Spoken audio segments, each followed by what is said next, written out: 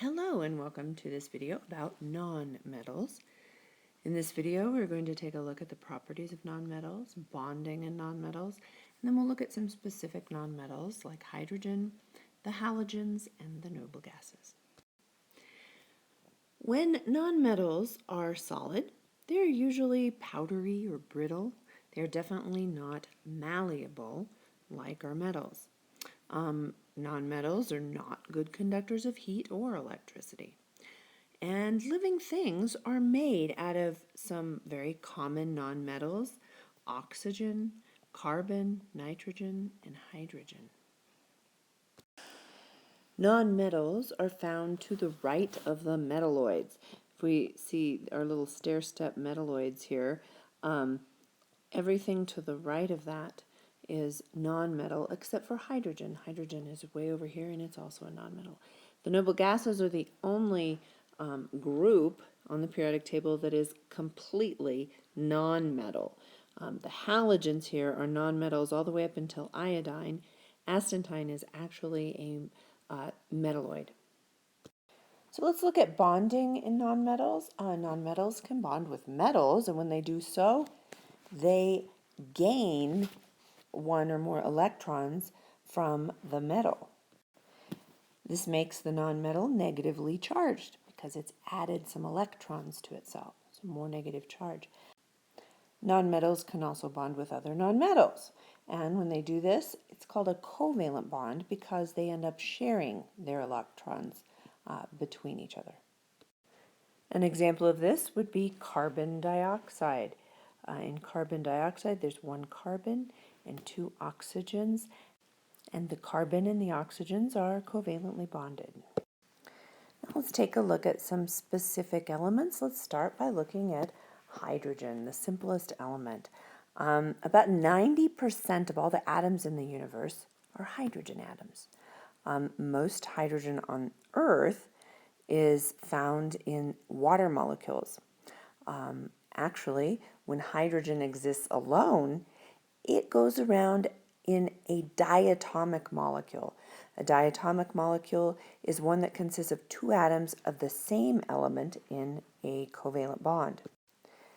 Hydrogen likes to be bonded to another hydrogen. We could represent that in a couple of different ways, like this or like this.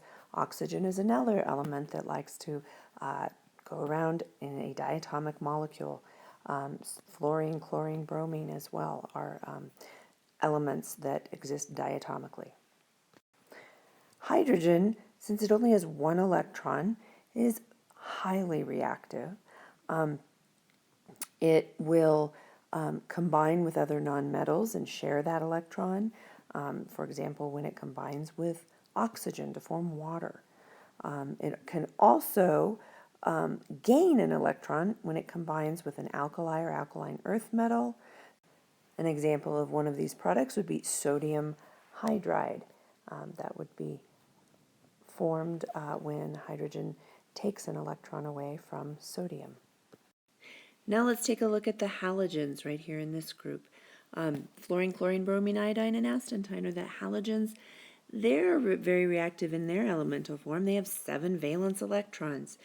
They're also very distinguished by their specific color when they're in their gaseous state.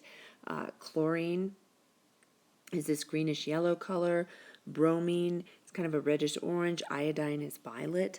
And again, they are diatomic molecules. They go around in twos. Fluorine happens to be the most chemically active of all the nonmetal elements. And you know some of its uses. It prevents tooth decay. Hydrofluoric acid would be hydrogen with a fluoride. And that is a mixture that's used to etch glass and frost the inner surfaces of light bulbs. Also used in the fabrication of semiconductors. Chlorine here is the most abundant halogen. It's obtained from seawater, and it is often used in bleaches, things that whiten clothing, or also it's used to disinfect water. You smell that at your swimming pool. Bromine is the only nonmetal that's a liquid at room temperature, and it can also be extracted from compounds in seawater. It's used, a bromine compound, a compound that contains bromine is used to study genetic materials, like DNA. It binds to the DNA in certain areas and acts kind of like a tag, because under fluorescent lighting, the bromine compound will absorb the fluorescent light and then emit a reddish visible light. And that can be useful when trying to determine particular places on a strand of DNA.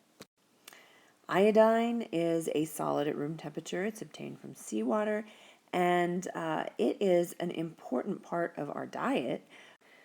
Iodine is necessary to maintain thyroid functioning, and sometimes it's used as a disinfectant. Astatine is the last of the halogens here. It's radioactive, and it's also very rare. And last, the noble gases. They exist as isolated atoms because they are very, very stable. Their outermost energy levels are full. We do not find naturally occurring noble gas compounds. They just don't naturally bond with other elements. A few compounds have been created in laboratories with them, but nothing naturally found. The stability of the gases makes them very useful. And because they are very unreactive, they are sometimes used in neon signs, and the different noble gases will give different colors in those signs. Neon was the first one to be used, and it happens to be this color, but when you see other colors of signs, it's not actually neon, it would be some other gas, and each of the noble gases gives a different colored light for those signs. Noble gases are also used in lasers.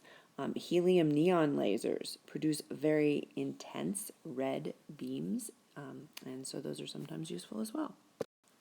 Advanced ideas. Compounds called chlorofluorocarbons, CFCs, were used in refrigeration systems. If released, these compounds, as you know, destroy ozone in the atmosphere. Find advantages and disadvantages of CFCs. Also, another idea, they've been replaced in refrigeration equipment. Find out what is currently being used in its place and why. Do you have other questions, other ideas, anything you'd like to look into? I look forward to seeing what you come up with, and we'll see you in class.